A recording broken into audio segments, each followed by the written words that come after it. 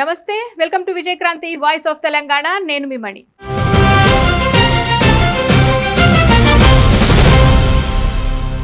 ప్రజల తరపున ప్రభుత్వాలను ప్రశ్నించడం ప్రతిపక్షాల బాధ్యత. ఇందులో భాగంగా ప్రజా పోరాటాలు చేయడం మంచిదే, కానీ ప్రజలకు ఇబ్బందులు కలిగించడం సరికాదు కదా. ఇప్పుడు ఇది ఎందుకు చెప్పాల్సి వస్తుందంటే, తమపై ప్రభుత్వం అక్రమ కేసులతో వేధింపులకు పాల్పడుతోందని, అయితే తమకు కోర్టులపై నమ్మకం ఉందని బీఆర్ఎస్ నేతలు చెబుతుంటారు. కానీ కోర్టు విచారణలకు వెళ్లేటప్పుడు ఆ పార్టీ నేతలు చేసే కొన్ని పనులు చిత్రంగా ఉంటాయి. అలాంటి తాజా ఘటన ఓసారి చూద్దాం.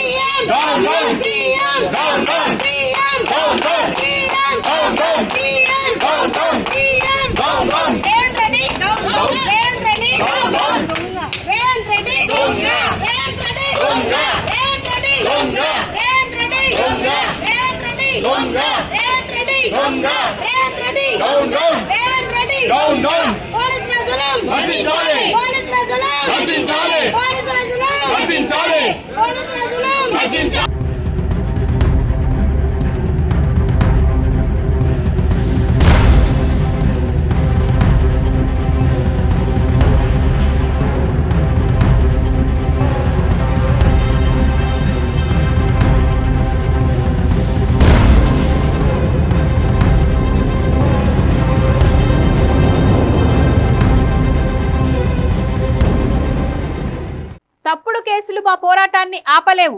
రాజకీయ కక్షతోనే అక్రమ కేసులు. BRS working president KTR formula ఈ కార్ రేస్ కేసులో నాంపల్లి కోర్టుకు హాజరు. తదుపరి విచారణ ఆగస్టు 25న.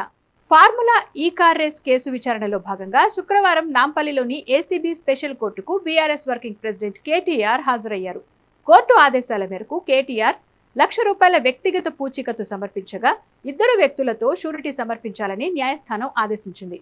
కేటీఆర్తో పాటు ఈ కేసులో నిందితులుగా ఉన్న మాజీ ప్రత్యేక ప్రధాన కార్యదర్శి అరవింద్ కుమార్, హెచ్ఎండిఏ మాజీ చీఫ్ ఇంజనీర్ బిఎల్ఎన్ రెడ్డి కూడా కోర్టులో పూచీకత్తులు సమర్పించారు.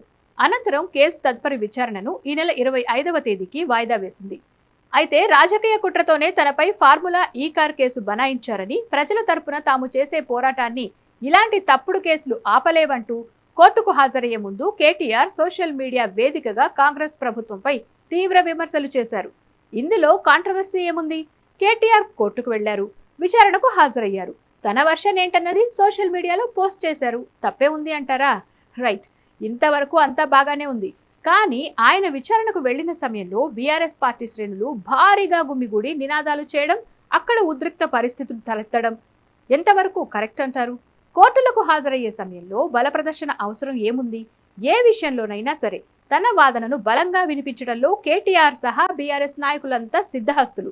అయినా సరే బీఆర్ఎస్ చీఫ్ కేసీఆర్ మొదలు ఎవరు ఏ కేసులో విచారణలకు హాజరైనా రోడ్డుపైకి భారీ సంఖ్యలో కార్యకర్తలు రావడం వల్ల ట్రాఫిక్ సమస్యలతో ప్రజలు ఇబ్బందులు పడుతున్నారు. దీంతో ప్రతిపక్షంలో ఉన్నా కూడా బీఆర్ఎస్ వాళ్లు మారరా అనే రకమైన టాక్ జనాల్లో వినిపించడం ఆ పార్టీకి రాజకీయంగా అప్రతిష్ట అన్న విషయం గుర్తించాలి. సో వ్యూవర్స్, కేటీఆర్ కోర్టుకు హాజరైన సమయంలో బీఆర్ఎస్ కార్యకర్తలు వ్యవహరించిన తీరుపై మీ అభిప్రాయం ఏంటన్నది కామెంట్స్లో చెప్పండి. వీడియో నచ్చితే లైక్, షేర్, సబ్స్క్రైబ్ చేసుకోండి.